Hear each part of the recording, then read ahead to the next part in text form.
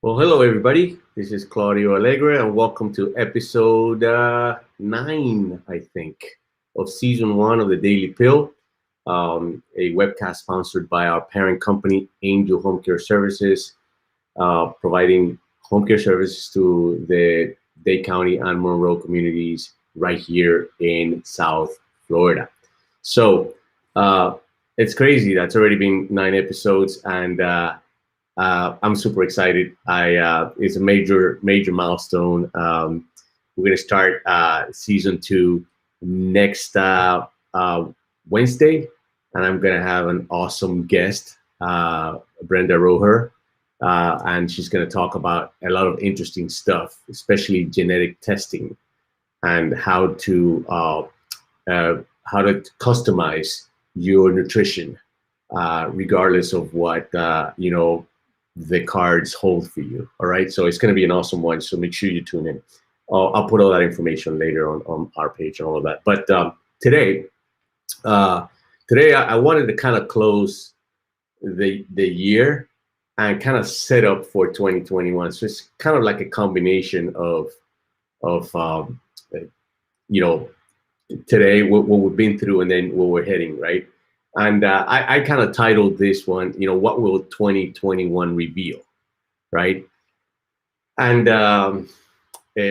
we're all hoping better than whatever 2020 did, right? And that's cool. And that's probably going to be the case. It's hard to think of another something worse than what we just collectively as a species, right, been through. And so, but I just wanted to kind of talk about something that I think about a lot, and it's the fact that just as a bad situation reveals who you are, so does good fortune, right? You probably heard the saying, money doesn't change people, it reveals them, right? And I promise I'll flip this, I'll bring this around to caregiving and all of that, right? But so yeah, we've heard that saying before, all of us have, and we've actually, some of us experienced it, right? But if you have developed the habit of panicking, and we've all been put through that test this year, by the way, at some point, I know I've felt panicky at some points this year because of the nature of COVID, right? But if you develop a habit of panicking, then it doesn't really matter, how good things go for you, right? You're primed to panic, right? It's kind of weird, but it doesn't really matter if it's for a good reason or a bad reason. Your default mode is to respond with concern, with fear, with anxiety, which creates stress, and then that creates other issues that just cascade down your life, right? And but if you're primed to panic, what happens is your mind will find reasons, right, to worry about and be pessimistic and be anxious about things that it probably shouldn't be anxious about. And I think that in fact it should be more like grateful, and in gratitude in many ways is the antidote to this, right? In many ways, I saw an awesome, and I'm paraphrasing, but I saw an awesome quote the other day that said, I started 2021 looking forward to what I wanted to accomplish, right? And then I finished the year being grateful for what I have, and I thought that there's a lot of wisdom in that, right? Being grateful for the things that we have is almost the antidote to not panic, regardless of your good fortune or your bad fortune. And that's one of the reasons why I don't hope for good fortune. I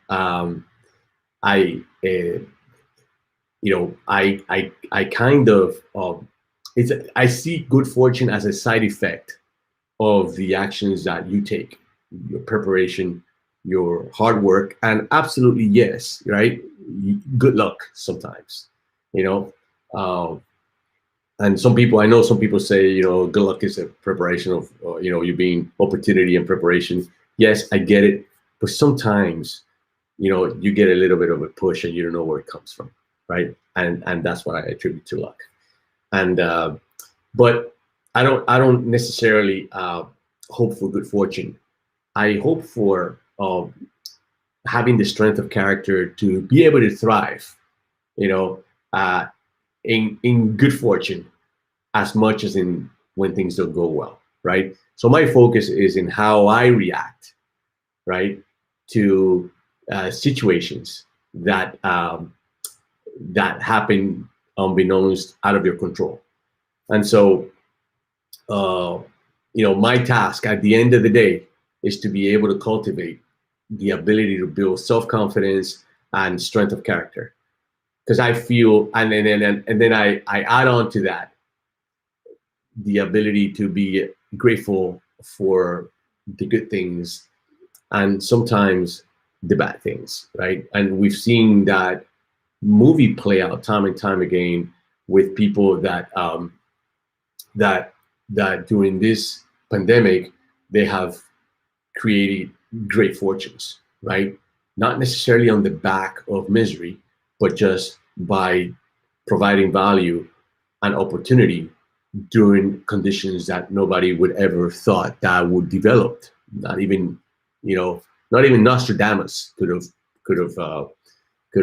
kind of like foreseen this. But again, you know, uh, I think that I also, at a tactical level, like to think about thinking, right? And if you think about that for a second, that just means that you need to be vigilant. And by the way, this rolls around as for a caregiver as well, right?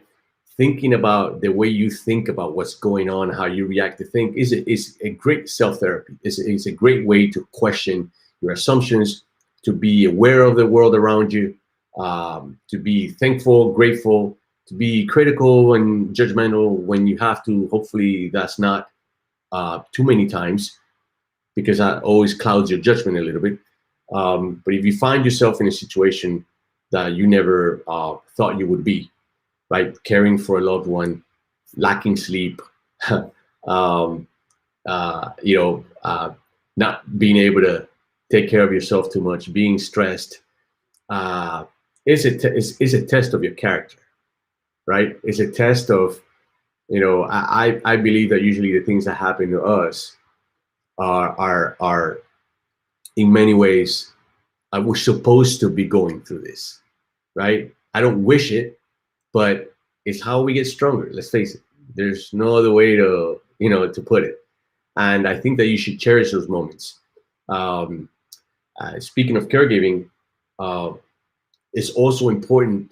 And I was asked not too long ago, what piece of advice would I give someone when it came to the whole concept of the whole idea of caregiving or caring for a loved one, whether it be a spouse, a mother, a friend. If you're in that situation, right? And then the best thing I can tell anybody is treat it like a life event. Treat it like uh, uh, planning.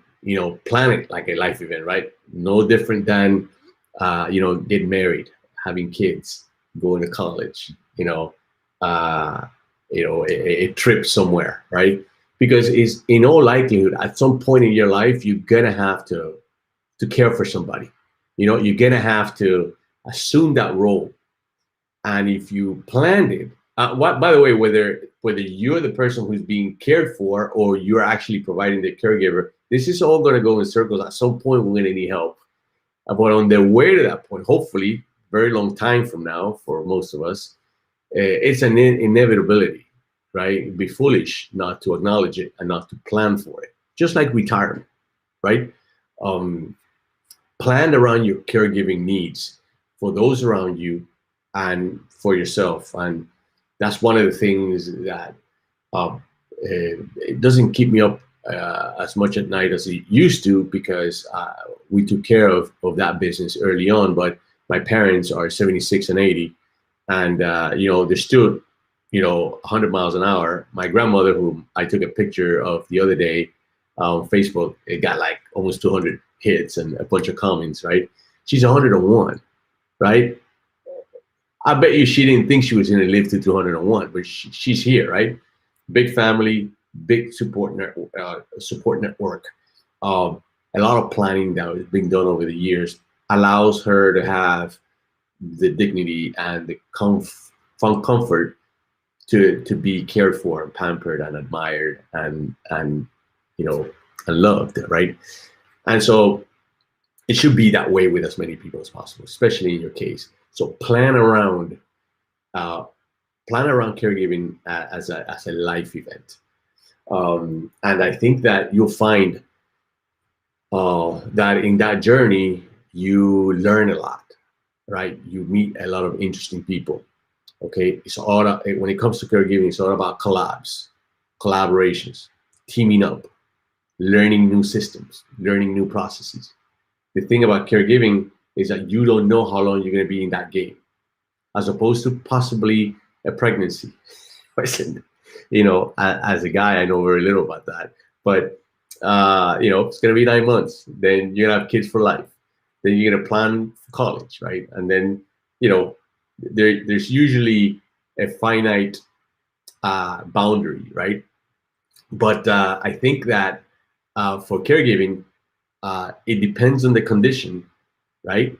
You don't know how long you're going to be in it. You don't know how long you're going to be able to manage, not necessarily your time, but manage your energy, right? To be able to not just cope, but thrive in that environment and come out the other end as a stronger human being, not one that was defeated by circumstances and by events that you couldn't foresee, right? But one who was able to play the game, play it successfully, all right? Pay it back, because you probably are caring for someone who at some point cared for you, our parents, or someone who you spent the best years of your life with, like a spouse. Either way, we are in debt. At some point or another, we are in debt. And caregiving is a great way to pay that debt as much as we can. And I know that that could be either hell for some people, okay, or it could be heaven for some people. But it's all going to be about how you think about it, how you internalize it, right? If you panic, as I said, that's how you're going to react, right? If you take it in, you accept the responsibility, you get smart about how you build a team, you come up with, learn how to extract resources from around you. Everything you need is around you, right? And if you do that, I think that you will find. The other thing is that if you go through a caregiving crisis, you might be able to, how am I trying to put this? If you go through a caregiving crisis, and you're going to be able to test yourself. There's no better way to test yourself than to care for somebody else while you need to do what you need to do. So I'll leave it at that. I also wanted to share a book that I'm reading right now, The Daily Stoic, 366 Meditation on Wisdom, Perseverance, and the Art of Living by Ryan Holiday. Pick that up. I got a lot of the information that I share with you and I internalized from that book that I've been reading. It's a lesson a day, so it's awesome. You can just pick it up, but it's one of those books you never stop reading. And, aside from that, I wish you an awesome, happy new year. Show up for the new year. Show up without fear. Don't panic. All right. Embrace those around you. Be grateful for the things you have. I love you, and I'll see you next Wednesday, 7:30, right here at the Daily Pill. Take care.